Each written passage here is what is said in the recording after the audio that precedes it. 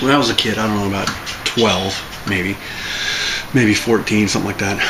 My dad used to have an old van, or actually it was a conversion van that he converted himself. And what he had done is he left a big open space in the middle of the van that he carpeted, walls, ceiling, floor, everything.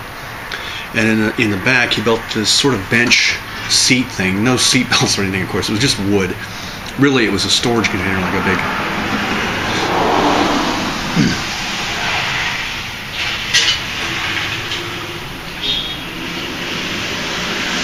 That guy just about rolled that truck turning that corner.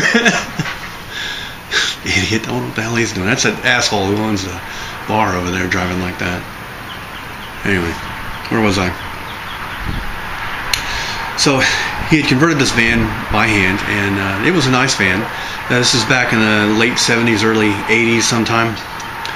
We were on a trip either to or back from Wichita, Kansas from Houston, because we live in Houston and the grandparents lived in Wichita, Kansas. We were on, it was late at night, and we stopped to get gas somewhere, like Beaumont or someplace. I forget exactly where it was, but it was out in the middle of nowhere. We stopped to get gas and go to the bathroom. And I distinctly remember I was crashed out on the floor of the van, and I got up and I stumbled really to the back on that little bench. I laid down and I crashed out on that bench.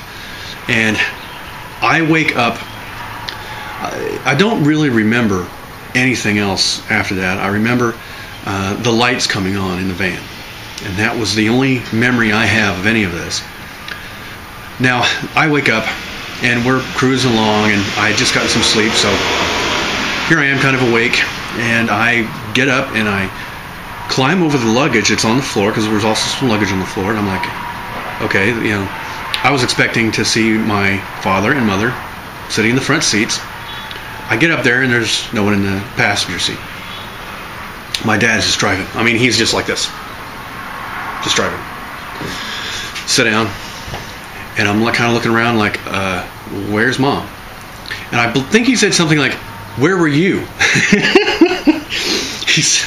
He wasn't very happy. He had to catch himself. He's like, okay. He explained to me what happened. He saw me get up off the floor and go in the back and lay down. And he thought that was my mother. And because he also saw on the floor the luggage, which were sleeping bags and this sort of thing on the ground of the van, and thought that one of those lumps was me laying down on the floor. So he had taken off from the gas station. And we were actually on our way back to the gas station to pick up mom. Now this is, like I said, I don't know, maybe 1983, 1982, something like that. No cell phones. My mother had gotten out of the van with no shoes on, no ID, no money, and of course no cell phone, because there were no cell phones. Remember, I know that's hard for people to grasp nowadays. No cell phones. As it happens, my father had read out his license plate out loud to the attendant, because they didn't have cameras on gas stations back then either, so the attendants were supposed to write down whenever anybody stopped late at night, looked like a hooligan, which we did back then, all of us, they would write down their license plate. So my dad had read off his license plate to the guy. My mother just happened to remember the license plate.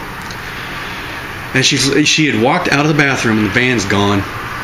She's left. No ID, no shoes, no nothing. They called the police, and the cop came by and said, what happened? I said, well, my husband left me at the gas station. Did you have a fight? No, I think he just didn't realize I wasn't in the car. And she just happened to be able to read off the license plate.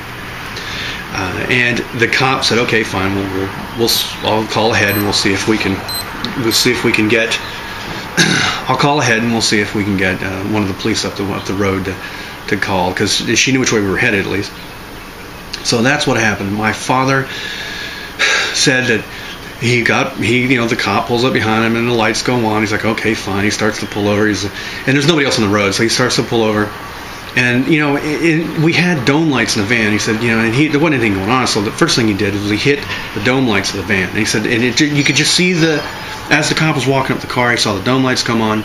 And the cop just relaxed a lot more than he was, because you just don't know what you're walking up on. Turn the dome lights on in the van, lights up the inside of the van. The cop suddenly feels a lot more relaxed. Mr. Hawkins, is that you? It's like, Mr. Hawkins, like, how does this cop know my name? Because you got to remember, no computers in the cars back then. It took time to go look people up. So all of a sudden, that cop knows his name. It's like, oh, this can't be good. Sir, do you know where your wife is?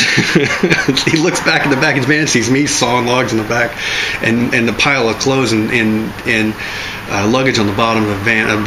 And he's like, oh crap. Cop tells him where she is. He turns around, goes back. And there was no angry words. I'm not kidding. My mom, we pull into the gas station. My dad pulls up. My mom hops in the car, and we take off. And that was, I don't think there were 2 words said about it on the rest of the trip. It wasn't until later we got to the laughing about it stage that it came up again. So that was really good.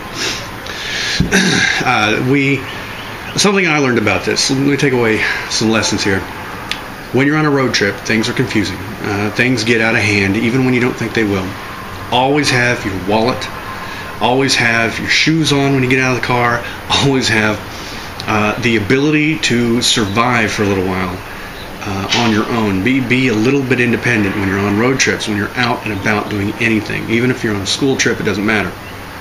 Have a few bucks in your pocket, because you never know when you're going to have to sit in an all-night diner for a couple of hours waiting for somebody to come get you. At least. You never know when you might have to take a taxi. You never know when you might have to show ID to get past a checkpoint. There's all kinds of things you have to worry about. So a lot of important lessons learned. I told you years ago that I stepped on a metal grate and burned my feet when I was a kid, and that's why I wear boots. Well, this experience taught me to always have my wallet on me. I always have my keys on me, no matter how comfortable I think I am. If I have my pants on, I usually have my wallet, my keys, and my phone with me. So if I become separated from my pants, I've got other things to worry about. Anyway, hopefully lesson learned for the rest of my life. So let me know if you guys have any stories of your own out. Tell me in the comments. Do a video response. I really appreciate that. I love video responses.